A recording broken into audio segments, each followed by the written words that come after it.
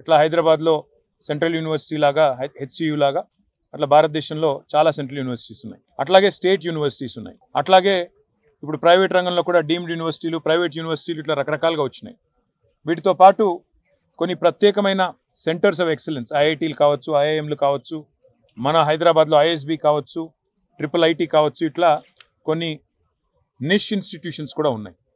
మేము భారత ప్రభుత్వానికి ఇవాళ ధర్మేంద్ర ప్రధాన్ గారిని కలిసాం, అందరం కూడా కలిసి, కేంద్ర హెచ్ఆర్డి మినిస్టర్ గారు.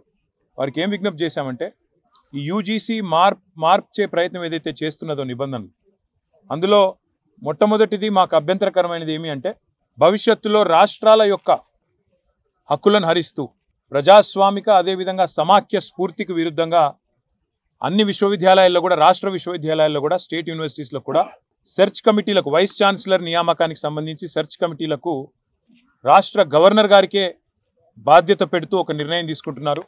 ఇది ఎంతమాత్రం కరెక్ట్ కాదు. ఎందుకంటే ఇది సమాఖ్య స్ఫూర్తికి వ్యతిరేకం, ఫెడరల్ స్పిరిట్కి వ్యతిరేకం, అటానమీకి, ఇన్స్టిట్యూషనల్ అటానమీకి కూడా ఇది వ్యతిరేకం అని చెప్పి వారికి చాలా వివరంగా, దాదాపు అర్ధగంట సేపు వారితో మీటింగ్ జరిగింది. చాలా వివరంగా మేము వినోద్ కుమార్ గారు, సబితా గారి నేతృత్వంలో మా పార్టీ ఆఫీస్లో చాలామంది అకాడమిషియన్స్తో, చాలామంది విద్యార్థి సంఘాల నాయకులతో ఏదైతే సమావేశం జరిగిందో ఆ విషయాలన్నీ కూడా సావధానంగా వారికి వివరించి చెప్పాం.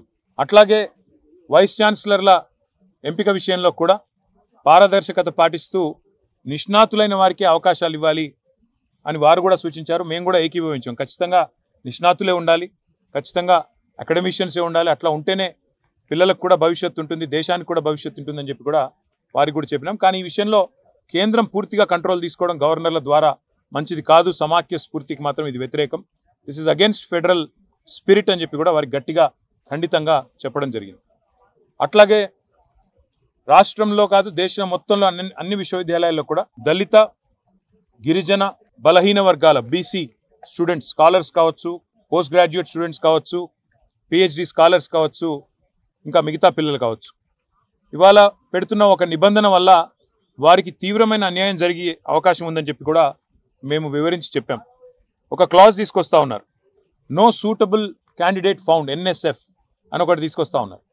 అంటే ఈ విచక్షణాధికారం మరి మనం ఆ విశ్వవిద్యాలయానికి వదిలేసినట్టయితే వారి ఇష్టానుసారంగా అవసరమైతే అప్పుడప్పుడు అబ్యూస్ చేసి, వాళ్ళ ఇష్టం లేని వ్యక్తులు ఎవరైనా ఉంటే NSF కింద తోసేసి అక్కడ అర్హత కలిగి ఉండి కూడా రాజకీయాల వల్ల కానీ, ఇతరత్ర కారణాల వల్ల కానీ, ఏదైనా ఇతర విషయాల వల్ల కానీ సూటబుల్ SC, ST, OBC క్యాండిడేట్లకు అన్యాయం జరిగి ఇతర కమ్యూనిటీస్లో ఉండే వారిని పికప్ చేసే ఒక వెసులుబాటు దీనివల్ల కలుగుతుంది.